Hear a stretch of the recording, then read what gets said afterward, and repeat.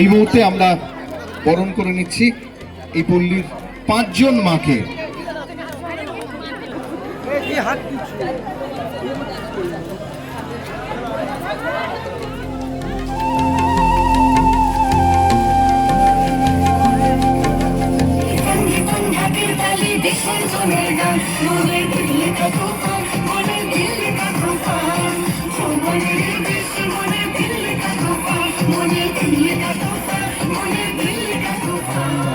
ছবি আমরা মানুষের জন্য বানাই, আর আপনাদের মতন মানুষ যারা নানান রকমভাবে আমাদের সমাজকে সেবা করছেন এবং আমাদের সমাজের আরেকটি মেরুদণ্ড হয়ে দাঁড়িয়েছেন, তাদের জন্যে আমার অনেক অনেক শুভেচ্ছা।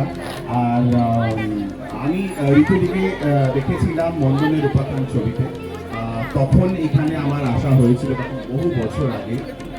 আমি তখন সাংবাদিক ছিলাম, আমি ঋতুদির ইন্টারভিউ করতে এসেছিলাম তখন। আর তারপরে বহু বছর পর এখানে আসা। আজকে আমার ভীষণ ভালো লাগছে যে আমি সময় বের করে আপনাদের কাছে আসতে পেরেছি, এবং আমরা ভাবছিলাম যে আসবো, এবং এই ছবির মাধ্যমে আরও আরেকবার আপনাদের সঙ্গে আমার দেখা হলো। এর আগেও আমি এসেছি, কারণ আরেকটি ছবি করেছিলাম, তোমাদের মনে আছে, বন্ধমের উপাখ্যান। তখন পুরনোরা জানে, কিন্তু নতুনদের সঙ্গে আমার পরিচয় হলো। তাই এই ছবিটা আপনারা সবাই দেখবেন। 21শে নভেম্বর রিলিজ হচ্ছে, এই শুক্রবার। তোমরা সবাই যাবে তো সিনেমাটা দেখতে? তোমরা যাবে, তোমাদের বন্ধুদের বলবে, তাদের বন্ধুদের বলবে, সবাইকে নিয়ে এমন সব নারীদের গল্প, যে গল্পগুলো তোমাদের কাছে অনুপ্রেরণার মতো হবে। আমাদের লক্ষ্মীকান্তপুর 21 তারিখ রিলিজ হচ্ছে। আর এই ছবির গল্পটা কি জানেন? এই ছবির গল্পটা হচ্ছে ভোরবেলায় লক্ষ্মীকান্তপুর স্টেশন থেকে যারা আসেন, যারা আমাদের গৃহকর্মী, তাদের নিয়ে এই গল্পটা, এবং সেই গল্পটা আপনাদের সকলের সাথে শেয়ার করতে চাই। আর আপনাদের জন্য স্পেশাল স্ক্রিনিং একটা রাখা হচ্ছে, সেটা বিশাখা দিয়ে বলে দেবে, এবং আপনাদেরকে নিয়ে আমরা হলে যাবো এই সিনেমাটা দেখতে।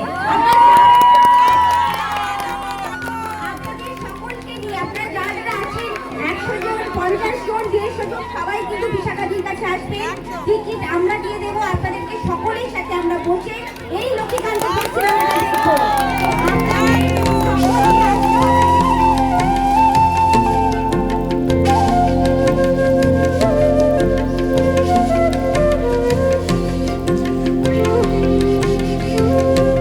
তারকা যখন অনেক একঝাক হয়, তখন অভিজ্ঞতা একঝাক হয়। তাই জন্য আমার মনে হয় যে ছবিটা খুবই একটা নতুন রকমের ছবি। আর সেই ছবিটা আমরা যেটা লিখেছি বা যেটা বানিয়েছি, সেটা আপনার দর্শকরা 21 তারিখে গিয়ে হলে দেখুন। আর এই ছবিতে প্রচুর অভিনেতা অভিনেত্রীরা কাজ করেছে, যেটা আমি একটু আগেই বললাম। কৌশিক গঙ্গোপাধ্যায়, ঋতু কর্ণা, পাওলি দাম, ইন্দ্রনীল সেনগুপ্ত, সঙ্গীতা সেন, চাঁদনি ঘোষ, সায়নী ঘোষ, জন ভট্টাচার্য, রাজনন্দিনী, দেবাশিস, প্রচুর অভিনেতা অভিনেত্রী। খুব ভালো ভালো গান আছে ছবিতে। সোনু নিগম গান গেয়েছেন ছবিতে, গান গেয়েছেন জাভেদ আলী, ইমন চক্রবর্তী। তো এছাড়াও অনেকে আছেন, সুচিস্মিতা আছেন, প্রচুর মানে ভালো ভালো সিঙ্গার আছেন, ভালো ভালো গান আছে, ইমোশন আছে, ড্রামা আছে। আর সব থেকে ভালো কথা হচ্ছে যে এটা একটা রিলেটেবল স্টোরি। আপনারা যখন দেখবেন তখন আপনারা সবাই বুঝতে পারবেন যে এই চরিত্রগুলোকে কোথাও না কোথাও আপনারা দৈনন্দিন জীবনে দেখেছেন। তো সেটাই ছবিটার আমার মনে হয় বিশেষ বৈশিষ্ট্য। দিদি, এক ঝাঁক তারকা নিয়ে অভিজ্ঞতা কেমন এই বইটা করার? পরিচালকের হ্যান্ডেল করতে হয়েছে এত হিরো হিরোইনদের, তো আমার মনে হয় যে সেটা একটা বড় পরীক্ষার মতো এবং একটা চ্যালেঞ্জ, এতগুলো আর্টিস্টকে একটা ছবির মধ্যে আনা এবং তাদের সমানভাবে এবং এটা কথা কম বলেন না। আর আমি মনে করি যে এই ছবিটার মাধ্যমে আমরা অনেক ছোট ছোট গল্প তুলে ধরতে পারবো সেই মানুষদের যারা ভোরবেলা ট্রেন নিয়ে শহরে আসে কাজ করতে। লক্ষ্মীকান্তপুরের জার্নিটা কেমন ছিল? ট্রেনে উঠে সবাই আসেন সমস্ত মানুষদের কাছে, যাদের সঙ্গে তারা সুখ দুঃখ ভাগ করে, তাদের জীবনের সঙ্গে তাদের জীবন মিশে যায়। এই জীবনগুলো কীরকম, এই মনিবরা কীরকম, বা তাদের সঙ্গে কিছু কাজের সম্পর্ক, নারী মানুষের মধ্যে বা কোনো ভবিষ্যতের সম্পর্ক, এইসব গল্প বলবে নতুন বই ট্রেলার লঞ্চে এখানে সে বস্তু বিতরণ করলো, কি বলবেন? আমি আজকের এই যে প্রোগ্রামটার জন্য বিশেষ করে ধন্যবাদ জানাই মদন স্যারকে, কারণ আমাদের কাকুর হচ্ছে আজকের এখানে লক্ষ্মীকান্তপুর যে সিনেমাটা তার এটা হলো এখানে, এবং ওরা গান নৃত্য করে আমাদের গানের মাধ্যমে দেখিয়েছে। মদন স্যার প্রত্যেকটা মুহূর্তে আমাদের সঙ্গে আছে। দুর্গা পুজো, লকডাউন, কার্তিক পুজো, ভাইফোঁটা, প্রত্যেকটা প্রোগ্রামে উনি কিন্তু আমাদের সঙ্গে আছেন। আপনাকে অনেক ধন্যবাদ।